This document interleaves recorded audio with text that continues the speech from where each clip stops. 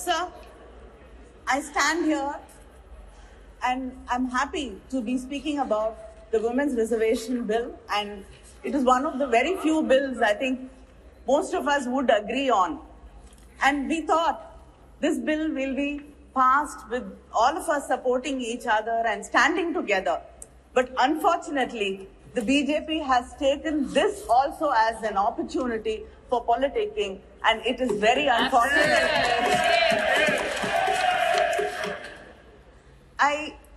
I'm just reminded of what Periyar said when I see the BJP speaking here and heckling us, that the pretense of men that they respect women and that they strive for their freedom is only a ruse to deceive them.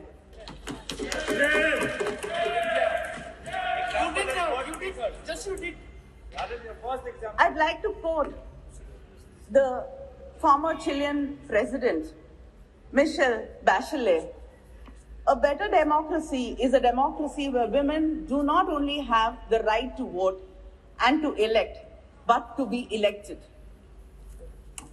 In 1990, after the Montego-Chelmsford reforms were passed, we got the rights to vote, especially in the Madras presidency and the Bombay presidency. The Justice Party, Needi Katchi, passed a resolution on 10th May 1921 to grant voting rights for women for the first time in India.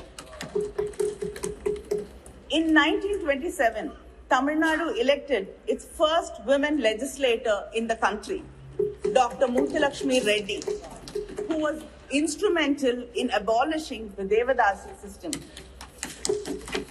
But sir, nearly 100 years after that, we still have not passed the bill.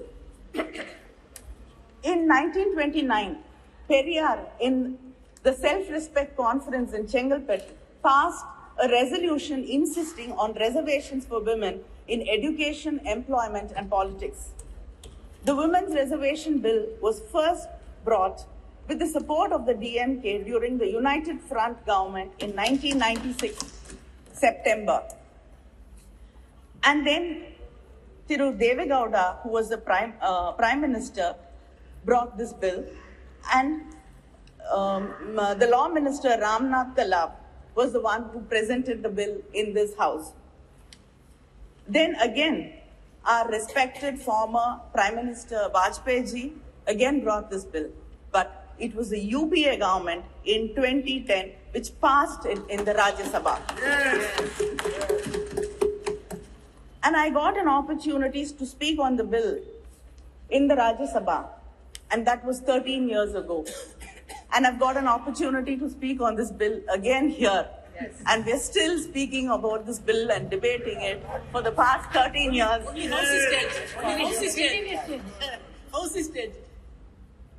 The Women's Reservation Bill is a poll promise of the BJP. Yet, many leaders had to urge them to bring this bill and to pass it. Our leader Kalaignar had written to the Prime Minister in 2014 to pass this bill. Madam Sonia Gandhi wrote to the Prime Minister in 2017 requesting him to pass this bill. Our Chief Minister, M.K. Stalin, wrote to the Prime Minister again in 2017 requesting and urging the government to pass the bill. He said, the bill which was moved to empower women's voice in the legislatures and parliament of our great nation is struggling to succeed.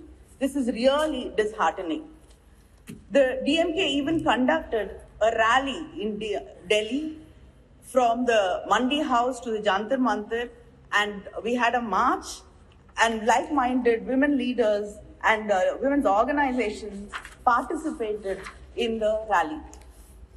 I myself have raised this issue of bringing the reservation bill many times in Parliament, and to many of my starred and unstarred questions, the government's reply was very consistent.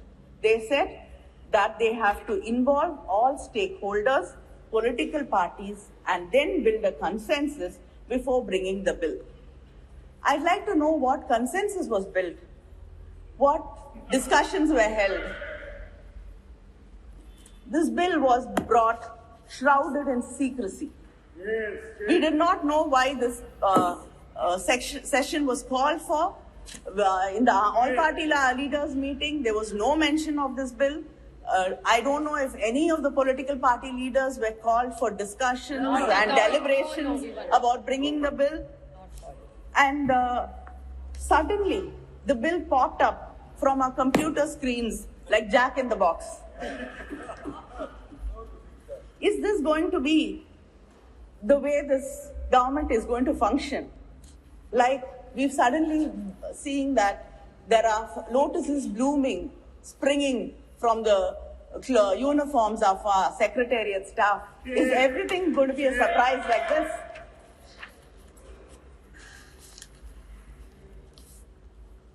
In spite of all this, when the Prime Minister mentioned the Women's Reservation Bill, and when our own Megwalji introduced the bill, our minds were so full of happiness, and the lines of Mahakavi Bharati rang in my heart. பட்டங்கள் ஆழ்வதும் சட்டங்கள் செய்வதும் பாரினில் பெண்கள் நடத்த வந்தோம் எட்டும் அறிவினில் ஆணுக்கு இங்கே பெண் இளைப்பிள்ளை தான் என்று கும்மி அடி, which, if I translate, says that we have come to make laws and to rule. Now we are equals and let us cherish it. But then, like the crows and crows of my sisters who were waiting for this bill to be passed, my heart also sank when you said we had to wait for it and we don't know when actually the bill is going to be implemented. In 2010, when the bill was brought by the UPA government, there was no conditions. The bill was to take effect immediately after the passage of the bill.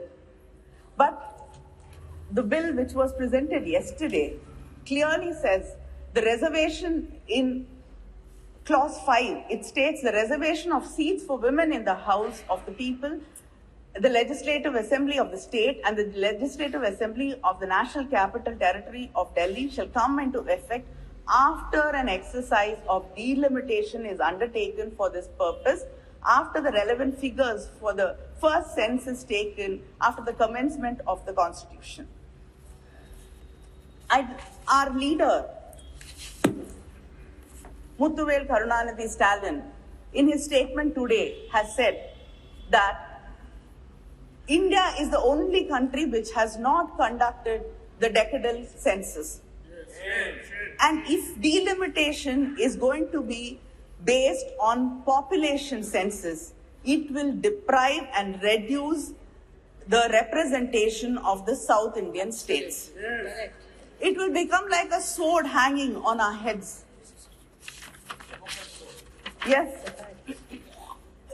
He has said that we support the bill. But he asked this question, why should the implementation be connected to the delimitation? Yes, why? And he says it is a strange drama staged by the BJP, keeping in mind the 2024 elections. And we cannot ignore the representation for women from the backward classes either. He has emphasized that the doubts and the fear in the minds of the people of Tamil Nadu and the South Indian states about our representation being reduced should be clarified, and there is a fear in the minds of the people that our voices will be undermined. There should be a clear clarification about this, because we do not want our representation to be reduced in any way. And just because you cannot give a reply saying we will not be underrepresented because the numbers will be the same and other states will get more representation. As it is, this has to continue so that we get equal say in what is being discussed. So the 17th Lok Sabha has passed 40 bills on an average every year, and without hardly having opinions of women and without even hearing our voices in this house or the Rajya Sabha. And India ranks 141 out of 193 countries, falling in women's representation, falling behind our neighbors like Pakistan, Bangladesh, and Nepal. How long should we wait to see this bill being implemented? It can be easily be implemented in the coming elections, the parliamentary elections. This bill, you should understand, is not a reservation, but an act of removing bias and injustice. And if you do not remove the clause which says after delimitation, then there is no point, because we do not know when this inordinate delay can go on. You can do the census, the delimitation after 10 years, 20 years, 30 years. The wait will continue going on. 21 is not done. And of course, some of our leaders are very worried that if a woman becomes like a man, like if a man becomes like a woman, he gets the qualities of a woman, then he becomes God. But when a woman becomes strong, brave, then it is not something which is acceptable and she becomes a devil. You believe in God, you believe in Hinduism, and I'd like to ask, what is Kali? Isn't she brave? Yes. Isn't she strong? Yes. So who are you insulting? If this is why cannot women be strong? Why cannot women be brave? There are stories of, haven't women participated in the independence struggle? Haven't women fought wars? Haven't you seen leaders, strong leaders like Mrs. Indira Gandhi in this country? It is this kind of words which actually put fear in our hearts. And yes, Jayalalitha was a strong leader. I accept. I have no hesitation in accepting that she's a very, very strong leader. Well done, Kani. Well done. Well done. Exactly. Well done. And Mayawati ji, Madam Sonia Gandhi. Yes. Mamta Banerjee. And the one of the names you often forget is Sushma Swaraj ji. Yes. And I also like to quote what We don't want it. I like to quote what Shri Arun Jaitley ji said when the discussion in Rajya Sabha happened.